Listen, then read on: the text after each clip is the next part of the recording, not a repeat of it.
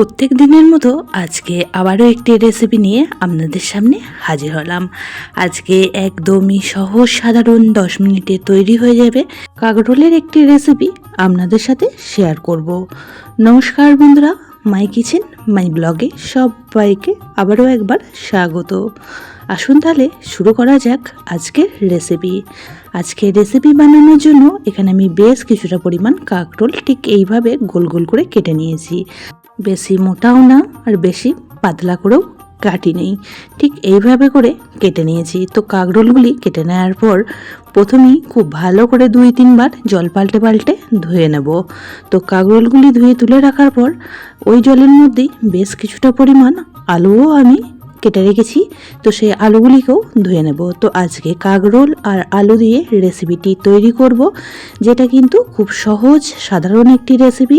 ডাল ভাতের সাথে হোক বা শুকনো ভাতে খেতে কিন্তু খুবই ভালো লাগে।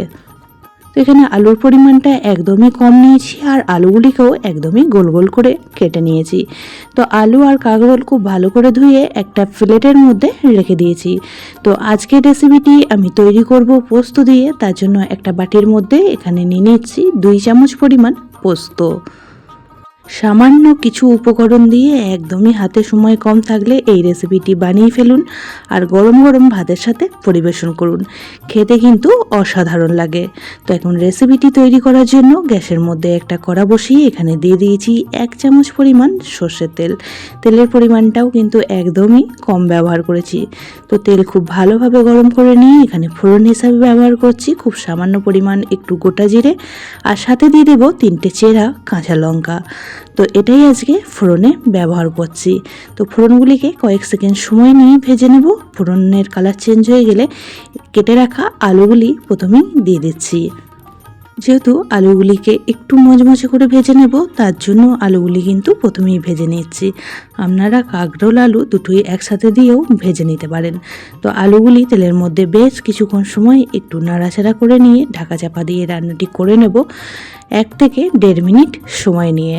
তো এখন আলুর মধ্যে আমি কোনো রকমভাবে লবণ বা হলুদের ব্যবহার করছি না। কাঁকরোল অনেকেই অনেক রকমভাবেই বানিয়ে খেয়েছেন, তবে আজকের রেসিপিটি একদমই সাধারণ একটি রেসিপি আপনাদের সাথে শেয়ার করছি, যে কেউ কিন্তু বানাতে পারে আর সকলেই হয়তো বানিয়ে খেয়েও থাকেন। 1 মিনিট পর ঢাকাটা খুলে নিয়েছি আর আলুগুলো দেখুন এক পিঠ লালচে রং ধরে গিয়েছে। খুব ভালো করে একবার নাড়াচাড়া করে মিশিয়ে নিয়ে এখন কেটে রাখা কাঁকরোলগুলি অ্যাড করে দিচ্ছি। পুরনো বন্ধুরা সবসময় আমার পাশে থেকে আমাকে এতটা সাপোর্ট করার জন্য অনেক অনেক ভালোবাসা। নতুন বন্ধুরা যারা চ্যানেলে ভিজিট করছেন, চ্যানেলটি এখনও পর্যন্ত সাবস্ক্রাইব করেননি, তাদের কাছে অনুরোধ রইল চ্যানেলটি সাবস্ক্রাইব করে পাশে থাকা বেল আইকনটির অল প্রেস করে দেবেন। তাহলে আমি যখনই কোনো ভিডিও দেব নোটিফিকেশন সবার আগে আপনাদের কাছে পৌঁছে যাবে। তো সমস্ত কাঁকরোলটা দিয়ে দেওয়ার পর এখানে অ্যাড করে দিয়েছি 1/2 চামচ হলুদের গুঁড়ো আর সাথে দিয়ে দিচ্ছি পরিমাণ মতন লবণ। এখন আলুর সাথে কাঁকরোলটাও খুব ভালো করে নাড়াচাড়া করে এখন ভেজে নেব। তো খুব ভালো করে এখন উপর নিচে নাড়াচাড়া করে মিশিয়ে নিয়ে আবারও 2 মিনিট সময়ের জন্য ঢাকা চাপা দিয়ে দেবো, তাতে করে কাঁকরোল আলু খুব সুন্দরভাবে সিদ্ধ হয়ে যাবে। রেসিপিটি একদমই সাধারণ, তবে এইভাবে বানিয়ে নিলে বাচ্চারাও কিন্তু খেতে খুবই পছন্দ করবে, খুবই ভালোবেসে খেয়ে নেবে। আর কাঁকরোল খেতে আমরা কম বেশি সকলেই পছন্দ করি, সেটা যেরকমই রেসিপি হোক। তো বেশ কিছুক্ষণ সময় কাঁকরোলটা তেলের মধ্যে নাড়াচাড়া করে নিয়েছি। এখন ঢাকা চাপা দিয়ে রান্নাটি করে নিচ্ছি 2 মিনিট সময়ের জন্য। গ্যাসের ফ্লেমটাও অবশ্যই করে এই পর্যায়ে লো টু মিডিয়ামে রাখবেন, তা না হলে কাঁকরোলগুলি নিচে থেকে একদমই পুড়ে যেতে পারে। তো 2 মিনিট পর ঢাকাটা খুলে নিয়েছি। মাঝেও ঢাকাটা খুলে আমি 1-2 বার নাড়াচাড়া করে দিয়েছিলাম। তো এখন খুব ভালো করে আবারও নাড়াচাড়া করে দিচ্ছি। তো এই পর্যায়ে কাঁকরোল আলু দুটোই কিন্তু খুব সুন্দরভাবে সিদ্ধ হয়ে গিয়েছে। তো গ্যাসের ফ্লেমটা এখন হাই করে দেব আর হাই করে রেখে কন্টিনিউ নাড়াচাড়া করে কাঁকরোল আলুটা সুন্দর করে ভেজে নেব। যদি একটু ভাজাটা ভালো রকম হয় খেতেও কিন্তু খুবই ভালো লাগে, একটা ভাজার ফ্লেভার বের হয়। আর একটা আলু কেটেও দেখে নিলাম খুব সুন্দরভাবে সিদ্ধ হয়ে গিয়েছে। তো এই পর্যায়ে যে পোস্তটা নিয়েছিলাম সেই পোস্তটাই উপর থেকে দিয়ে দিচ্ছি।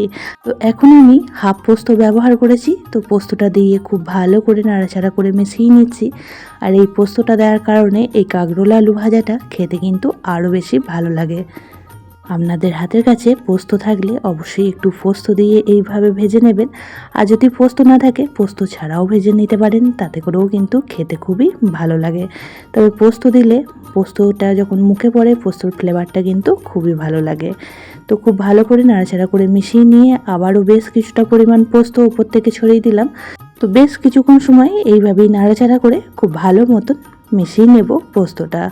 ডাল ভাতের সাথে হোক বা শুকনো ভাতে এই কাঁকরোল আলু ভাজাটা কিন্তু খুবই ভালো লাগে। তো রেসিপিটি আমাদের একদমই রেডি হয়ে গিয়েছে। এখন গ্যাসের ফ্লেম অফ করে দিয়ে একটা প্লেটের মধ্যে সার্ভ করে দেব। তো একদমই সহজ সাধারণ একটি রেসিপি আপনাদের সাথে আজকে শেয়ার করলাম। কেমন লাগলো অবশ্যই কমেন্ট বক্সে জানাবেন। যারা এখনো পর্যন্ত এইভাবে বানিয়ে খাননি তারা অবশ্যই করে একবার এইভাবে করে বানিয়ে ফেলুন। আর বাচ্চারা কিন্তু এই রেসিপিটি খুবই পছন্দ করে, তাদেরকে দিলে তারা কিন্তু খুবই ভালোবেসে খেয়ে নেবে। আজ এই পর্যন্তই, আবারও দেখা হচ্ছে আবারও একটি নতুন রেসিপির সাথে। ততক্ষণ সবাই ভালো থাকবেন, সুস্থ থাকবেন। ধন্যবাদ।